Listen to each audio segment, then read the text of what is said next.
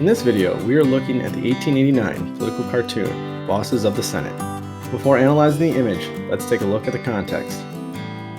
The late 1800s is an era that Mark Twain coined the Gilded Age, meaning it has a veneer of opulence as seen in the rise of a super wealthy corporate elite.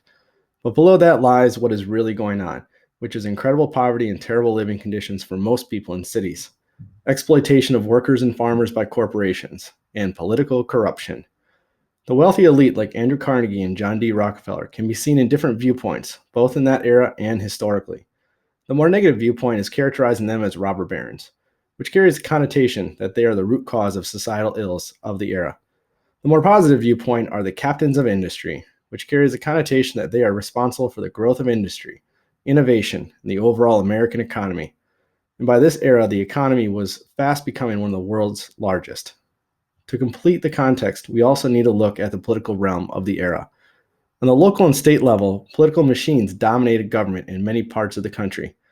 These were not physical machines, but were highly organized political parties that were able to consistently win elections, sometimes through fraud. They were able to control local government, the tax revenue, and government positions. Loyal members of a political party could be paid off with lucrative government positions, or legislation could be crafted that enable rich government contracts to be handed to businesses with links to political party members.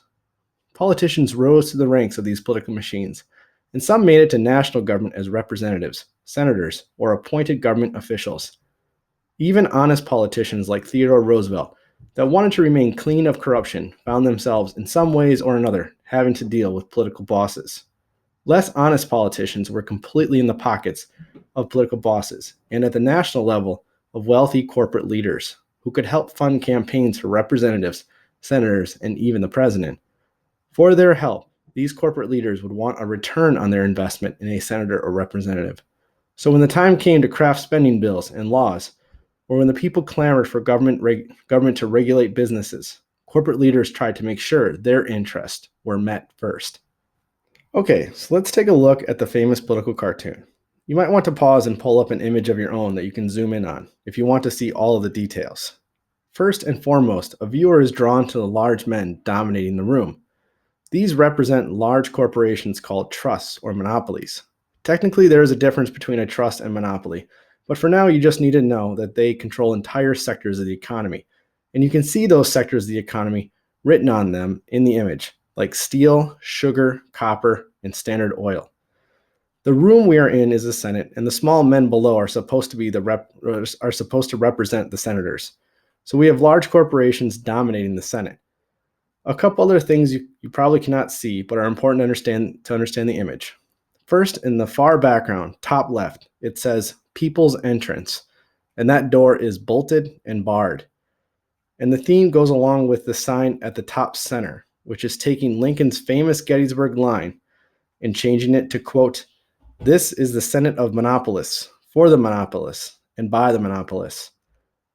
All of this goes to the artist's main point that the Senate and government is controlled by the corporate elite and does not give a hoot about the general public.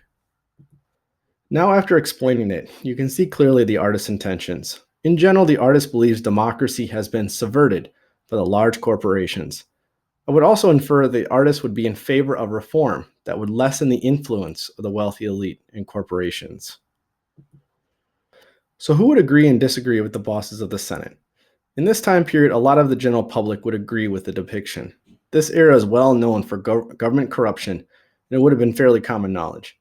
Some specific groups that had firsthand experience or felt the repercussions of political corruption were labor unions and industrial workers in cities, and also populace and farmers, especially in the South, Great Plains, and Midwest, who were incredibly upset over the way the railroads operated, and they had their own political cartoons depicting railroad companies dominating government.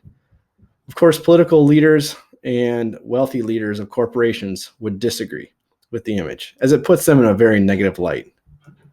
Looking now at the legacy, some reform does happen. In the next year, the Sherman Anti-Trust Act was passed, which technically prohibited trust and monopolistic practices, but the language of the bill was vague, and in a cruel bit of irony, would be first used on breaking up labor unions.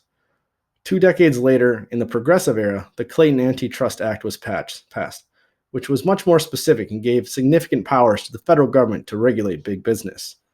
Throughout the 20th century, more reforms were passed to limit the political influence of corporations. However, more recently, things have been reverted back towards the bosses of the Senate depiction, as seen in the controversial 2010 Supreme Court decision, Citizens United, which threw out some campaign finance laws, and there has been an explosion in spending on political campaigns. Many people today see it as further entrenching corporate control over the government. One final note, the contents of this video would be nearly identical for this famous political cartoon called The Trust Octopus, done by the same artist, Keppler. This time it singles out the Rockefeller-owned Standard Oil Trust, with its corporate tentacles wrapped around and approaching all branches of government. Well, thanks for watching this video. If you liked it, please click that like button, check out some other videos, subscribe to the channel, share with your friends.